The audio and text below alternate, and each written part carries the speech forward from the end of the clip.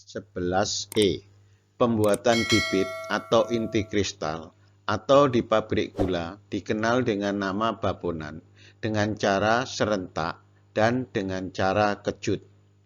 Telah dijelaskan sebelumnya bahwa mekanisme terbentuknya inti kristal atau bibit diawali dari suatu nira dalam keadaan lewat jenuh. Selanjutnya, pada nira tersebut terbentuk rantai molekul sukrosa terlebih dahulu, dan baru pada kondisi kadar sukrosa yang lebih tinggi, maka jarak antar rantai sukrosa menjadi lebih dekat. Dan dengan adanya gaya tarik-menarik antara rantai sukrosa yang ada, maka terbentuk pola kristal yang sangat lembut yang berukuran mikron. Proses kristalisasi di pabrik gula dilaksanakan pada stasiun masakan yang diawali dengan penyiapan atau pembuatan inti kristal atau bibit atau babonan. Apabila kristal gula diamati dengan menggunakan mikroskop dengan pembesaran ribuan kali, maka akan terlihat bahwa permukaan kristal gula tidak halus dan ternyata juga terlihat bahwa permukaan kristal gula tersusun dari lapisan-lapisan sukrosa, sehingga hal ini memberikan petunjuk bahwa proses pembesaran kristal sukrosa terjadi secara selapis demi selapis. Beberapa hal terkait dengan bibit atau inti kristal yang harus dipahami. Di antaranya, pertama, hakikat proses kristalisasi. Pada dasarnya, proses kristalisasi merupakan proses pembesaran inti kristal atau bibit kristal yang relatif memiliki ukuran lembut, sehingga diperoleh kristal gula akhir dengan ukuran besar jenis butir atau disingkat BJB sesuai dengan persyaratan yang direncanakan, dalam hal ini sesuai dengan standar SNI. Kedua, ukuran pan masak.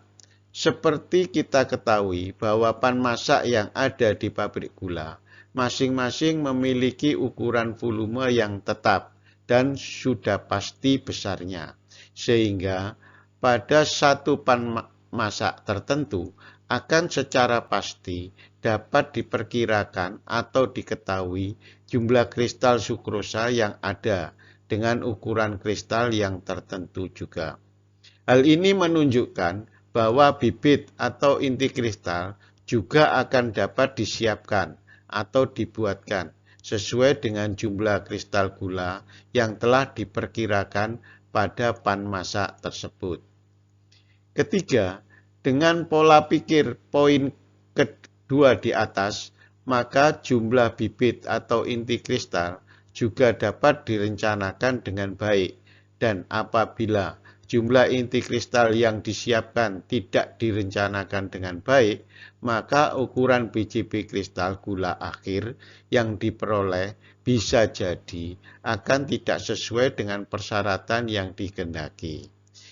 Sebagai misal, apabila inti kristal atau bibit yang digunakan dengan jumlah atau kuantum yang berlebih, maka produk kristal gula yang dihasilkan akan memiliki ukuran besar jenis butir atau BJB lebih kecil dari BJB yang dipersyaratkan. Sedangkan sebaliknya, apabila penggunaan inti kristal atau bibit pada pan masak dengan jumlah yang lebih kecil atau sedikit dibandingkan dengan kebutuhan seharusnya, maka produk kristal gula yang dihasilkan akan memiliki ukuran besar jenis butir atau BJB yang terlampau besar dibandingkan dengan BJB yang dipersyaratkan. Keempat, penyiapan atau pembuatan inti kristal atau bibit. Secara teori, pembuatan inti kristal atau bibit yang diharapkan nantinya dapat menghasilkan produk kristal gula yang sesuai baik jumlah maupun ukuran BJB yang memenuhi persyaratan. Terdapat beberapa cara pembuatan inti kristal atau bibit, diantaranya sebagai berikut. Pembuatan inti kristal cara serentak, pembuatan inti kristal cara kejut, dan pembuatan inti kristal dengan cara inti penuh. Mengingat pembahasan ketiga cara pembuatan bibit di atas cukup panjang, maka pada part 11E akan dibahas pembuatan bibit dengan cara serentak dan cara pembuatan bibit dengan cara kejut. Sedangkan untuk pembuatan bibit dengan cara inti penuh akan dibahas pada part 11F. Pembuatan inti kristal cara serentak, yaitu suatu cara membuat inti kristal atau bibit dengan maksud agar didapat inti kristal yang lahir secara serentak atau cara bersama-sama, sehingga pada akhir proses pembesaran inti kristal yang lahir secara serentak tersebut dapat diperoleh ukuran biji kristal gula yang sama besarnya. Adapun pembuatan bibit dengan cara serentak dijelaskan dengan kurva sebagai berikut. Pertama, setelah pan masak sudah dibersihkan dan siap dioperasikan, selanjutnya bahan dengan HK yang telah dipilih dimasukkan sebanyak greening volume dari pan masak tersebut. Pada kurva ini, posisi bahan berada pada titik A. Perlu diketahui bahwa bahan yang dimasukkan tersebut dalam kondisi belum jenuh atau KLJ di bawah 1. Selanjutnya, dengan adanya proses penguapan dalam nira tersebut, maka kadar sukrosa dalam nira naik atau nilai KLJ naik pada posisi daerah jenuh. Pada kurva ini posisi KLJ sama dengan 1 atau KLJ nira berada pada titik B.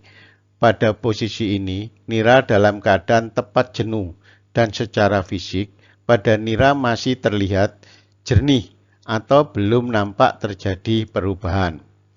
Penguapan nira dilanjutkan terus sampai KLJ nira berada pada titik C, yaitu batas daerah pertengahan, dan akhirnya masuk ke daerah pertengahan.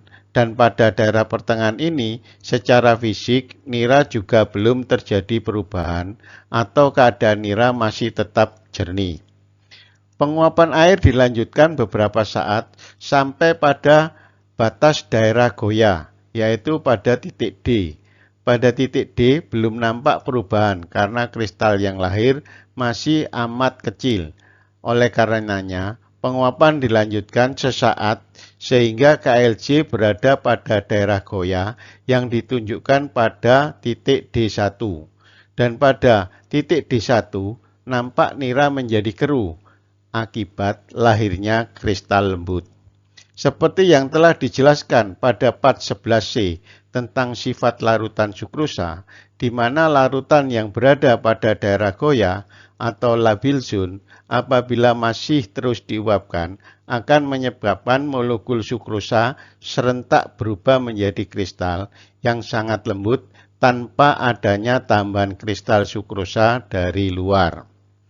Kristal lembut yang baru lahir pada daerah goyah perlu dibesarkan, sehingga untuk membesarkan kristal lembut tersebut, KLJ yang berada pada daerah goyah diturunkan ke daerah metamantap atau daerah pembesaran kristal, sampai bentuk fisik kristal terlihat jelas dan dapat diperkirakan jumlahnya.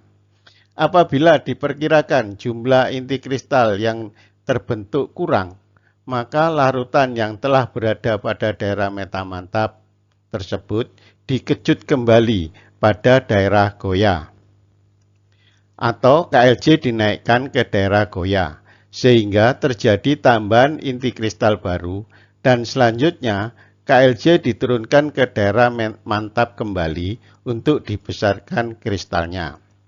Demikian berkali-kali dilakukan sampai didapat jumlah inti kristal yang sesuai dengan yang direncanakan. Setelah inti kristal yang dilahirkan sudah diperkirakan cukup jumlahnya, selanjutnya bahan ditahan pada daerah metamantap untuk dibesarkan.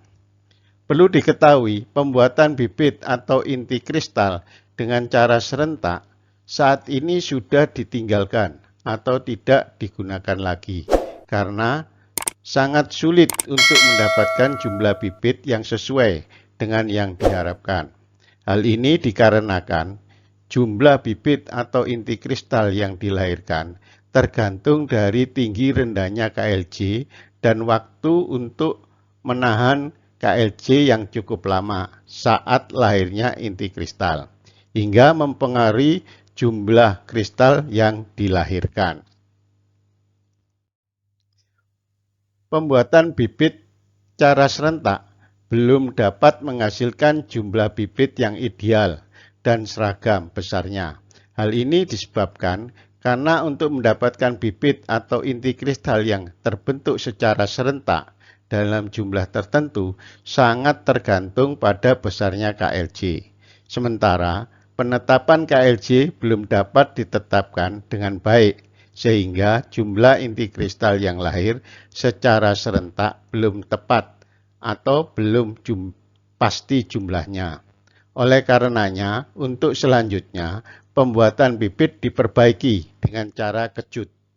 Pembuatan bibit atau kristal atau inti kristal dengan cara kejut, yaitu membuat inti kristal saat KLJ nira berada pada daerah pertengahan atau intermediate labile zone, dan pada saat bahan pada daerah pertengahan ini ditambah bubuk kristal gula, sehingga pada sekitar bubuk gula yang ditambahkan akan serentak terbentuk kristal lembut.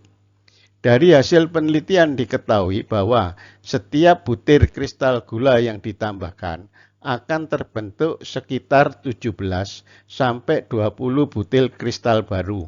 Sehingga dengan cara seperti ini jumlah kristal yang dilahirkan agak lebih pasti atau lebih diketahui bila dibandingkan dengan pembuatan bibit dengan cara serentak. Pelaksanaan pembuatan atau penyiapan bibit dengan cara kejut dijelaskan dengan kurva sebagai berikut. Pertama, setelah pan masak sudah dibersihkan dan siap dioperasikan, maka selanjutnya bahan dengan HK yang telah dipilih dimasukkan sebanyak grinding volume pada pan masak yang bersangkutan. Perlu diketahui bahwa grinding volume yaitu volume terkecil dari bahan dalam pan masak agar seluruh bidang pemanas pada pan masak tersebut dapat tertutup oleh bahan, sehingga seluruh bidang pemanas ini tertutup bahan apabila bersirkulasi. Bahan yang dimasukkan ke dalam pan masak pada kondisi masih belum jenuh atau KLJ di bawah 1. Dan pada kurva tersebut digambarkan pada posisi bahan awal berada pada titik A. Selanjutnya, dengan adanya penguapan air dalam bahan tersebut, maka kadar sukrosa dalam bahan akan naik atau nilai KLJ bahan naik dan berada pada KLJ sama dengan 1, yaitu pada titik B, di mana posisi bahan dalam keadaan tepat jenuh dan bahan secara fisik masih terlihat jernih atau belum terlihat adanya perubahan.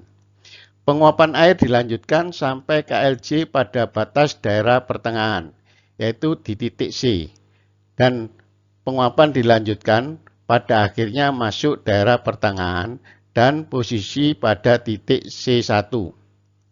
Dan pada saat berada pada titik C1 ini, bahan ditambahkan bubuk kristal gula. Sebagai penjelasan tambahan, pertama, posisi letak titik C1 pada praktek di lapangan ini didasarkan pada hasil pengalaman operator tukang masak saat kapan dihasilkan kristal yang sesuai dengan jumlah yang diperlukan. Kedua, bubuk kristal gula yang baik dan normal yang ditambahkan pada bahan, yaitu bubuk kristal yang dibuat dari kristal gula pilihan yang dihaluskan dengan cara ditumbuk dan disaring dengan saringan ukuran mes 50. Kristal yang baru lahir selanjutnya dibesarkan sehingga untuk membesarkan kristal tersebut, KLJ yang berada pada daerah pertengahan diturunkan ke daerah metamantap atau daerah pembesaran kristal.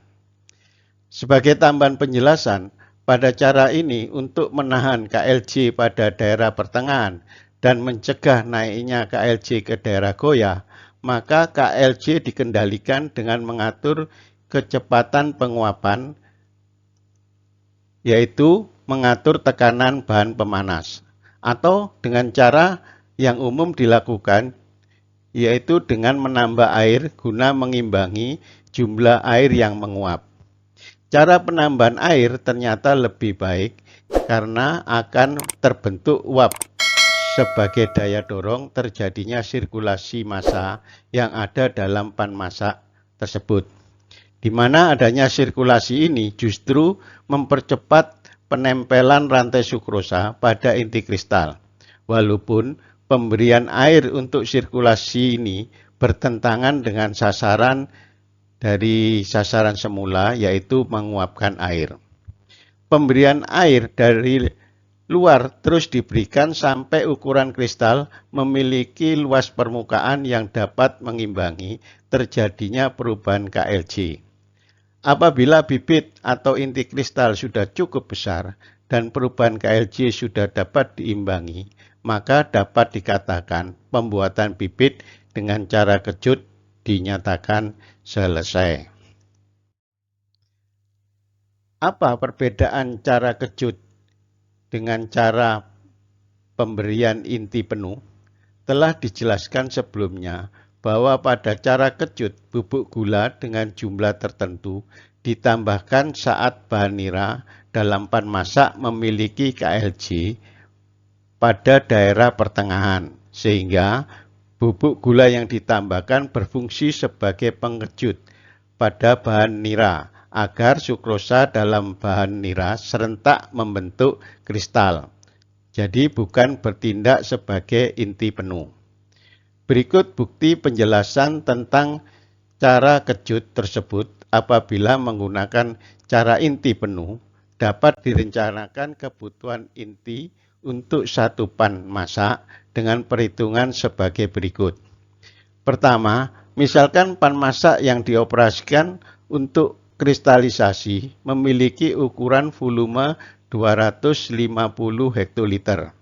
Kedua, apabila dengan cara inti penuh, misalkan menggunakan inti kristal dengan ukuran besar jenis butir atau BJB sebesar 0,3 mm, dan sesuai hasil penelitian untuk per hektoliter masakan dari masakan akhir dibutuhkan jumlah inti kristal dengan BJB tersebut sebanyak 2.200 juta butir per hektoliter masakan.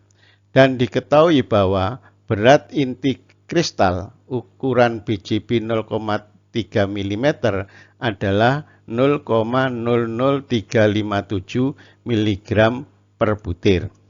Maka jumlah butir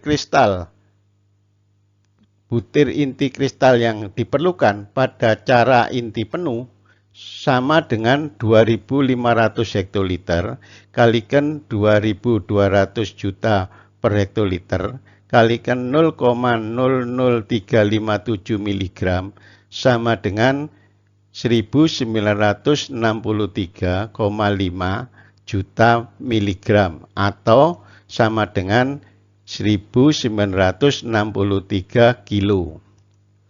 Apabila menggunakan cara kejut, menurut seorang peneliti yang bernama Marches, jumlah bubuk gula ukuran 50 mes yang ditambahkan pada cara kejut ini yaitu sebanyak 50 sampai dengan 100 gram setiap 100 hektoliter masakan tingkat akhir yang dihasilkan. Maka bubuk kristal dengan ukuran 50 mes yang ditambahkan hanya sebanyak 250 dibagi 100 kalikan kira-kira 50 sampai dengan 100 gram sama dengan 125 sampai dengan 250 gram tiap pan masak. Sehingga dari perhitungan di atas dapat disimpulkan bahwa bubuk gula yang ditambahkan hanya berfungsi sebagai pengejut, bukan sebagai inti kristal penuh. Dari gambaran di atas dapat disimpulkan, pertama, pembuatan bibit cara serentak atau juga dengan cara kejut belum mampu menghasilkan bibit atau inti kristal yang cukup rata atau seragam besarnya. Hal ini dikarenakan pada proses terbentuknya bibit atau inti kristal belum dapat terjadi benar-benar bersamaan sehingga kerataan ukuran hasil bibit belum ideal. Kedua, dari beberapa pengamatan, ternyata pembuatan bibit akan berhasil baik apabila bibit atau inti kristal dibuat di luar dan kemudian dimasukkan ke dalam pan masak dengan jumlah yang lebih pasti, sehingga pan masak yang ada sepenuhnya bertugas membesarkan bibit atau inti kristal yang dimasukkan tersebut. Ketiga, pembuatan bibit atau inti kristal seperti yang dijelaskan pada poin kedua di atas dikenal dengan pembuatan bibit atau inti kristal dengan cara pemberian inti penuh atau full seeding yang akan dijelaskan pada part 11F. Sekian telah dibahas part 11E tentang pembuatan bibit atau inti kristal dengan cara serentak dan dengan cara kejut. Dan pada part selanjutnya akan dibahas tentang pembuatan inti kristal atau bibit dengan cara pemberian inti penuh atau full seeding. Terima kasih.